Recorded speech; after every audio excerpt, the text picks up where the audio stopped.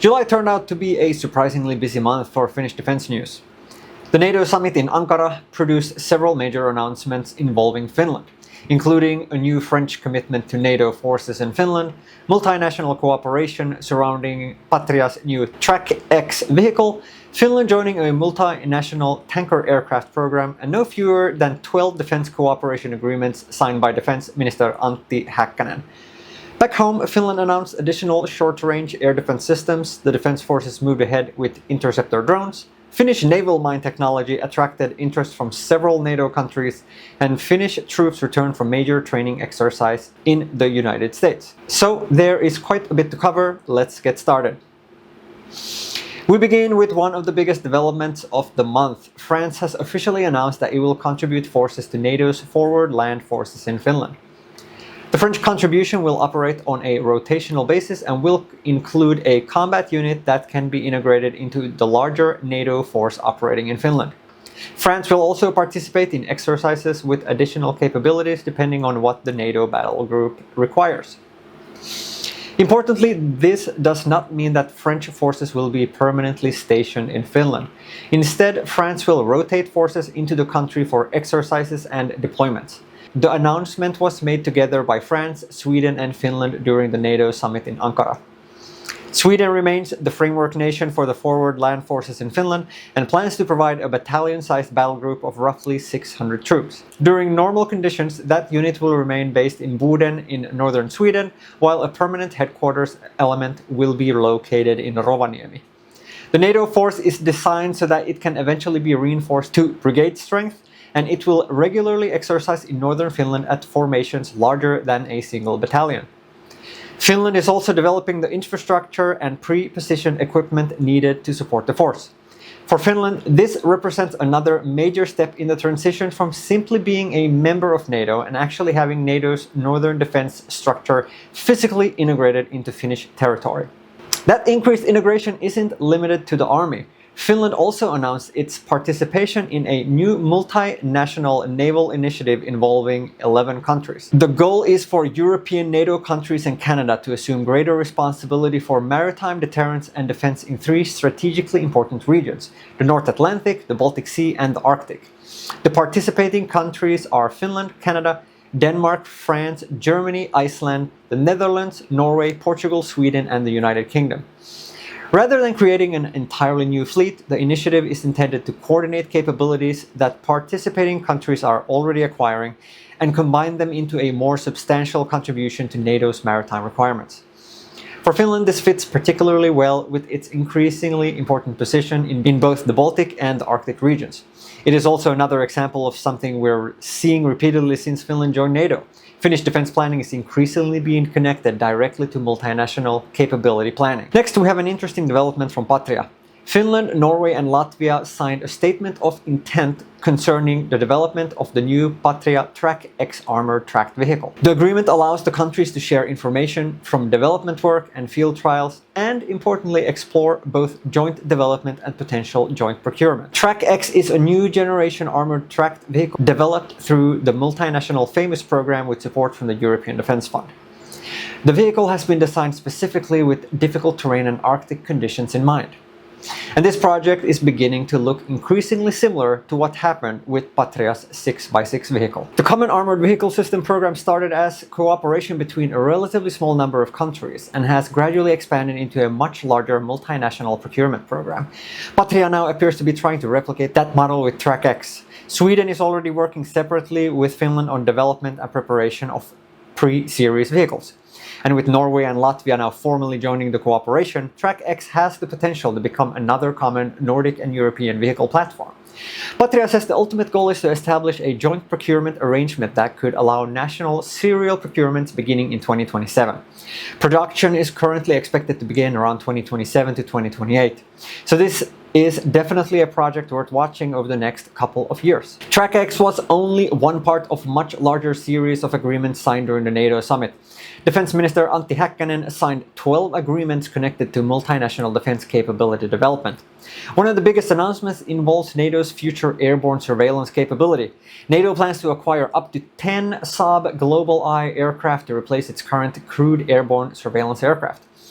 Finland has also joined a separate agreement examining acquisition of similar airborne surveillance capability for national requirements coordinated with NATO's future system. Finland additionally joined cooperation involving NATO's future intelligence and surveillance capabilities, multinational air defense, space capabilities, critical raw materials, and several other areas. Another particularly significant agreement involves missile production. Finland and the United States signed a statement of intent to examine cooperation connected to missile production. And Finland joined an American-led initiative intended to increase defense industrial production capacity through multinational procurement. Taken together, the 12 agreements show just how much Finnish procurement strategy has changed since NATO membership. Instead of Finland developing or purchasing every capability independently, more and more projects are being coordinated with groups of allied countries from the beginning. One of those agreements deserves its own section. Finland has officially joined NATO's Multinational Multi-Role Tanker Transport Capability Program. The program operates a shared fleet of Airbus A330 multi-role tanker transport aircraft. These aircraft can perform several missions, including strategic air transport, medical evacuation, and aerial refueling. That final capability is especially significant. Aerial refueling represents a new capability for Finland. Finland does not need to purchase and operate an entire fleet of tanker aircraft independently. Instead, participation in the multinational program gives Finland access to a shared NATO capability. And this becomes especially relevant as Finland transitions from the FA-18 Hornet to the F-35. It is another example of NATO membership giving Finland access to expensive capabilities that would be difficult to justify maintaining entirely on its own. Back in Finland, the defense forces are strengthening short-range air defense. Defense Minister Häkkänen authorized the purchase of additional RBS-70NG systems from Sweden's Saab. The system is a newer generation of the RBS-70 family already used by the Finnish Defence Forces. In Finnish service, the existing upgraded system is known as ITO-05M. According to the Ministry of Defense, the new system will improve Finland's ability to counter both unmanned and crewed aircraft while expanding the geographic coverage of short-range air defense across the country. Training for the system will primarily take place at the Salpausselkä Air Defense Battalion of the Karelia Brigade. This procurement also fits into a much broader trend we've been following over the last couple of years. Finland isn't simply investing in one expensive long-range air defense solution. Instead, it's continuing to build a layered air defense network with different systems intended for different types of threats. And speaking of air defense, Finland is also moving forward with Interceptor drones. Ruotuväki reported that the defense forces have been evaluating systems intended to counter larger unmanned aircraft. The reasoning is largely economic. Using expensive traditional air defense missiles against relatively inexpensive drones can quickly become unsustainable, particularly if those drones are being used in large numbers. The Finnish Defence Forces therefore want additional layers between the individual soldiers' counter-drone equipment and conventional air defense missiles. Several Interceptor drone systems have been evaluated in Finland, with the Defence Forces focusing on factors including reliability in Finnish conditions, ease of use, and integration with existing sensor networks. The program is moving fairly quickly. According to the Inspector of Air Defense, Colonel Mano Mikael Nokelainen, Interceptor drones are expected to enter conscript training as early as next year. That timeline is important because it reflects another lesson being taken from the war in Ukraine. The Defense Forces increasingly recognize that drone technology develops too quickly for traditional development programs that can take a decade before equipment reaches troops. Instead, systems may need to be acquired in smaller numbers, introduced quickly, evaluated in actual military training, and then continuously updated as the technology changes. Another major multinational project this month involves something Finland has a great deal of experience with: naval mines. The Finnish-led Naval Mines Cooperation Project has now advanced to the framework contract stage. Finland, Germany, Denmark, Lithuania, and Norway are initially participating in a joint procurement arrangement involving the Finnish Blocker naval mine system. If fully implemented, the framework agreement could be worth hundreds of millions of euros. The broader Naval Mines Cooperation Project is actually larger than those 5 countries. Belgium, Latvia, Lithuania, Norway, Poland, Sweden, Denmark, Germany, Finland, and Estonia have signed the framework arrangement supporting the cooperation.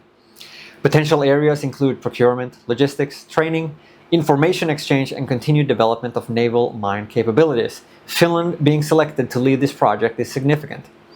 Naval mining has remained an important component of Finnish maritime defense for decades, while many other Western countries reduced their emphasis on mines after the Cold War. The security situation in the Baltic has changed that calculation considerably. Finland now has an opportunity to turn decades of domestic expertise into a multinational NATO capability while simultaneously generating substantial orders for Finnish defense industry. Moving from procurement to training, soldiers from the Karelia Brigade spent much of June participating in a major exercise in the United States, with the results highlighted in July. Approximately 80 Finnish soldiers took part in JRTC 2608 in Louisiana. The Finnish contingent consisted of reservists and professional personnel. The exercise lasted for almost the entire month of June and exposed the Finnish force to conditions very different from what they normally encounter at home. Instead of Finnish forests and northern weather, the troops operated in Louisiana's hot and humid environment. According to the Finnish exercise leadership, the contingent performed well and demonstrated that Finland's reservist training system produces troops capable of operating effectively outside familiar Finnish conditions. This was also not the Karelia Brigade's first recent exercise in the continental United States. Last year, Finnish troops trained in California's Mojave Desert. Exercises like these are becoming increasingly important because interoperability isn't just about equipment being compatible. Finnish units need experience operating directly alongside American and other NATO forces under different command structures and in environments far removed from Finland. Now for something slightly less dramatic, but probably very relevant to anyone who has actually served in the Finnish military. The Defence Forces Barracks modernization program continues. Finland currently has 66 conscript barracks and approximately 76% have now either been completely renovated or rebuilt. Only a few years ago, that figure was around 50%. The modernization program includes improved indoor conditions, updated washing facilities, and redesigned living spaces.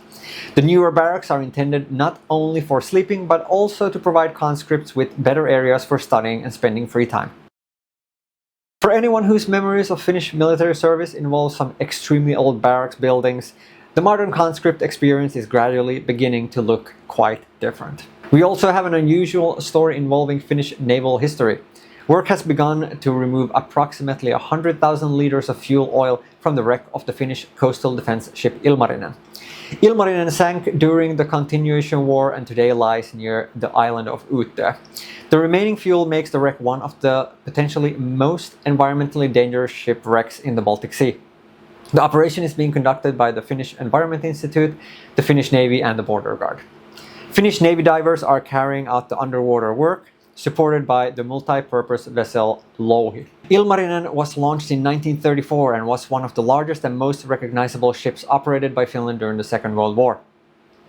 So while this isn't exactly a new military capability, it is an interesting intersection of modern Finnish naval operations, environmental protection, and Finnish military history. There was also an unusual incident in the eastern Gulf of Finland near the end of July. On July 28th, the Defence Forces temporarily established restrictions covering both aviation and maritime activity in the area. The Defence Forces described the move as a precaution intended to protect civilians and allow authorities to operate safely in connection with a possible drone threat. The restrictions were later lifted. Public information about the incident remained limited, so I'm not going to speculate about exactly what authorities detected or what may have triggered the response. But the fact that temporary restrictions were established demonstrates how seriously unidentified drone activity around sensitive areas is now being treated. Finally, there was also sad news from the Karelia Brigade. A conscript died during the evening of July 20th while off duty at Vekaranjärvi. The Defence Forces stated that the circumstances did not place other personnel in danger. The Southeast Finland Police Department is responsible for the investigation. The Karelia Brigade provided crisis support to fellow conscripts and personnel and lowered its flags to half-mast the following day in memory of the conscript. Out of respect for the individual and because the investigation is being handled by police, we'll leave the story there. And that wraps up the major Finnish Defence Forces developments for July 2026. If I had to pick the biggest theme this month, it would be multinational integration. France is committing forces to NATO's forward land forces in Finland. Finland, Norway and Latvia are developing Patria TRACKX into a potential multinational procurement program. Finland is joining NATO's shared tanker aircraft capability. Finnish naval mines could potentially be purchased by several allied countries. And Finland signed another large group of agreements covering everything from airborne surveillance to air defense and defense industrial cooperation. At the same time, we're seeing some very practical lessons from Ukraine moving directly into Finnish procurement, particularly the rapid development of counter-drone capabilities and the continued strengthening of layered air defense. 3 years after joining NATO, Finland is increasingly moving beyond the initial political phase of the membership.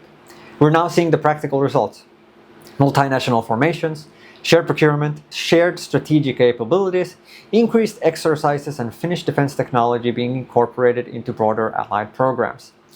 And many of the projects announced this month won't really begin producing their full effects until 2027 and beyond. So there will definitely be plenty to follow. And as always, let me know in the comments which of these stories you think is the most significant.